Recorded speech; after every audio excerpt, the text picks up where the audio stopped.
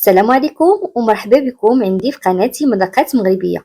ان شاء الله اليوم غادي نعطيكم واحد الاقتراح ديال البريوات، وان شاء الله الفيديوهات الجايين غادي نعطيكم بزاف ديال الاقتراحات ديال لي سيكار والبريوات مالحين بطريقه اللي سهله وبكميات اللي هما اقتصاديين. بحال هاد البريوات دابا اللي غادي نعطيكم اليوم فيهم كميه قليله ديال الحوت مع الدجاج، غادي تعطينا واحد الكميه اللي هي كثيره ان شاء الله. تبعوا الفيديو الى الاخير باش تشوفوا جميع المراحل، وما تنساوش تبارطاجيو الفيديو مع الاحباب والاصدقاء. ونبداو على بركه الله بالمقادير وطريقه ديال التحضير. عندي هنا الدجاجه فيها كيلو ونص اللي حيت لها الجلده ديالها وغسلتها مزيان بالملحه والحامض وسكنجبير باش ما كتبقاش فيها ديك الزفوريه. وغادي نديرها في تسلق في واحد الطنجره اللي غادي ندير فيها حامضه وواحد الضامه ديال الحوت، بصله اللي قطعتها على 4. زدت هنايا واحد رشيشه ديال الزعتر، معلقه صغيره الملحه ومعلقه صغيره ديال البزار. صافي غادي ندير نغطي عليهم. الا كانت الكوكوط غاديش تاخد لكم وقت اللي هو كتير، الطنجره غادي تاخد لكم تقريبا ساعه الا ربع، اما في الكوكوط تقريبا غير نصف ساعه راه كتلقاوها طايبه كامله. هنا من بعد ما طابت كنوريكم راه كيبقى داك العظم ديالها كيتحيد من داك الدجاج. غادي نخليوها جانبا حتى تبرد، وغادي نرجعوا ليها نحيدوا ليها دوك العظيمات كاملين، وغادي نديروها في واحد الهاشوار ونطحنوها مزيان. هي المرحله اللي ضروريه باش انهم ما كيبانوش ديال الدجاج كيجيو بحالهم راهم ديال الحوت. كنطحنوا الدجاج مزيان حتى كيبقى لينا مفرتت ما كيبقاش يبان. ضروري تعطيوها الطحين، طحنوها مزيان.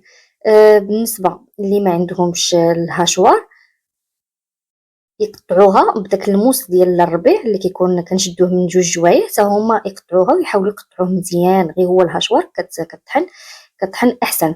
صافي هنا من بعد ما طحنتهم درتهم في واحد الاناء ترجع ليهم. من بعد هنا غادي ندوزو للشرموله ديالنا اللي هي مهمه ضروريه وهي اللي كتسهل علينا الخدمه. كنديروها دفعه واحده كنديروها في جميع المراحل. هنا في نفس الهاشوار ما غسلتها ما والو، درت فيها الربيع تقريبا هنا 4 ديال المعالق ديال القزبور ومعدنوس، انا كان عندي في المجمد.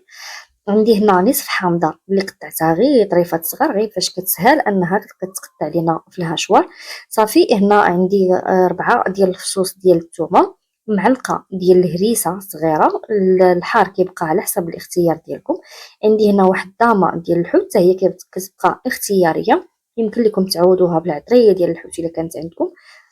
بالنسبه للتوابل عندي هنا معلقه صغيره ديال الملحه، معلقه عامره ديال الكمون، معلقه صغيره تكون عامره مزيان، معلقه صغيره ديال البصل، ومعلقه عامره تكون ديال البابريكا اولا الفلفل الاحمر.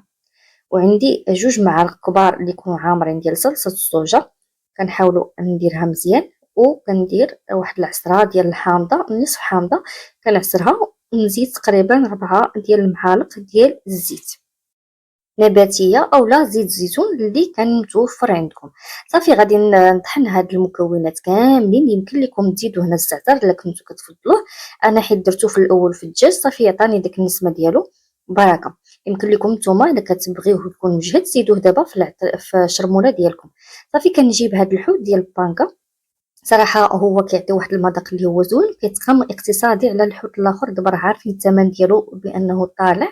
كناخذ هاد البانكا هادي كنحاول نلبسها كامله بديك الشرموله وكندخلها الفران اللي يكون مشعول من الاسفل ومن الاعلى، وكنخليوها طيب غير واحد ربع ساعه. راه هي دغيا كطيب ما كتاخذش الوقت اللي هو كتير. غادي ندوزو نجيبو واحد البقيله اللي غادي ندير فيه معلقه كبيره ديال الزبده، جوج معالق ديال الزيت، وغادي ندير واحد البصله كبيره اللي مقطعها قطع صغيره، وغادي نخليها حتى تدبل ويتبدل اللون ديالها بحال هكا يولي ذهبي.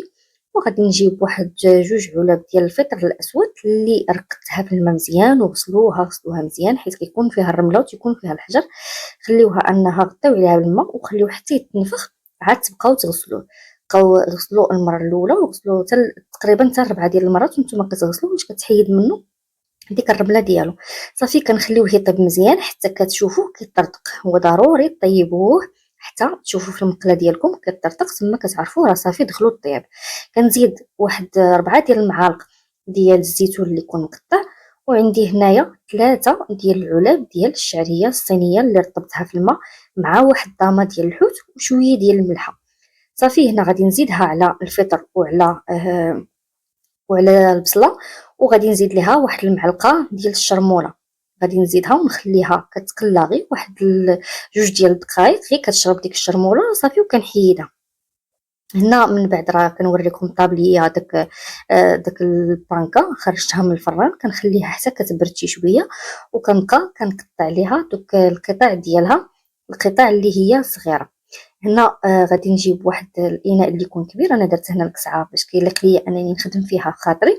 درت ديك البصله مع الشامبينيون مع الشعريه الصينيه والزيتون، وزدت عليه داك الدجاج اللي طحنت صافي، وكنحاول انني ندخلو في ديك الشعريه وهي سخونه باش داك الدجاج كيندمج ليا مزيان وكيولي ما كيبانش في البريوه ديالنا. كنزيد واحد الرشه خفيفه ديال الفرماج احمر، كيبقى غير اختياري على حسب المتوفر عندكم. وهنا من بعد كيف ما قلت لكم خليتها بردت ليا شويه ديك البانكا، وكنقطعها هكا طريفات اللي يكونوا باينين باش كنديروهم في البريوه، كتجي باينه داك الحوت كيجي صراحه باين في البريوه لداخل، ما كتجيش غير الشعريه اللي باينه. صافي هنا غادي ندوز للورقه اللي غادي نوريكم كيفاش كنقسمها، الطريقه اللي عاديه وباينه، كنخدموها حنا كاملين وكلشي تيعرفها، طريقه معتمده عند كلشي صراحه. صافي كتحيدوا ضروري دوك الجنيبات باش ما كيبقاوش لكم قاصحين، وكيجيوكم قاصحين في القلي ديالكم. هنا كيف ما كتشوفوا ستفت 3 ديال الاشرطه، كنستفهم باش كتسهل عليا الخدمه، وكندير شويه من ديك الشعريه وداك الخليط ديال الدجاج، وكندير طريفات ديال الحوت هما اللي من الفوق باش كتجي باين الحوت في البريوه ديالنا. صافي هنا كنبقى كنلوي عادي غير بشويه، ما تزيروش يديكم باش ما يطرطقوش لكم، حيت درنا فيهم فرماج احمر باش ما يطرطقوش لكم في القلي اولا الفران. صافي هنا الطويه ديالتهم كيف ما كنوريكم راه عاديه، كتحاولوا انكم تضغطوا بجنيبات بحال هكا باش ما كتبقاش الشعريه خارجه لكم من الجناب وكتخسر لكم المنظر ديال البريوه ديالكم. ملي كنكملهم كنسد بالخليط ديال الدقيق والماء.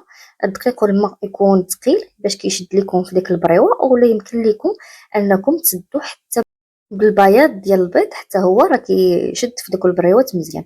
صافي هنا كيجيوني مقادين، وكيجيو حاولوا انكم نتوما كتخدموهم وكتقادوهم. وحنا راه غادي نديروهم في الاخير في الكنافه، راه ما كيبانش الشكل ديالهم كيفاش كيكون بحال هكا، حيت كنغطيوهم بالكنافه، كاع دوك العيوبه كنغطيوهم بالكنافه. صافي هنا كيف ما كنوريكم كيفاش خرجوا ليا واحد الكميه اللي هي مهمه. تقريبا انا خرجوا ليا 90 حبه في هذه الكميه اللي عطيتكم، راه خرجت ليا 90 وحده. انا غادي نطيب معكم واحد الكميه اللي هي قليله، حيت انا غادي نديرهم في المجمد. دهنتهم بالزيت وخرجتهم، وعاد دهنتهم باصفر البيضه مع شويه ديال الصوجه، ورشيتهم بحال هكا بالكنافه ودخلتهم للفرن، ودغيا دغيا تحمروا. الكميه الاخرى حتى هي درت ليها اصفر البيض ودرت ليها الكنافه، وغادي نخشيها في المجمد بحال هكا حتى كتجمد، وكنخرجها وعاد كنديرها في البلاستيكات اولا البواطات، وكيبقاو مده اللي معكم اطول وكيبقاو زوينين. غادي نقسم معكم واحد الوحده تشوفوها من الداخل كيفاش كتجي، راه كتجي رائعه. كنتمنى ان يعجبكم الفيديو ديال اليوم، وكنتمنى نعطيكم الشرح ديالو مبسط، ولا عندكم اي تساؤل خليوا لي في التعاليق. الى اللقاء.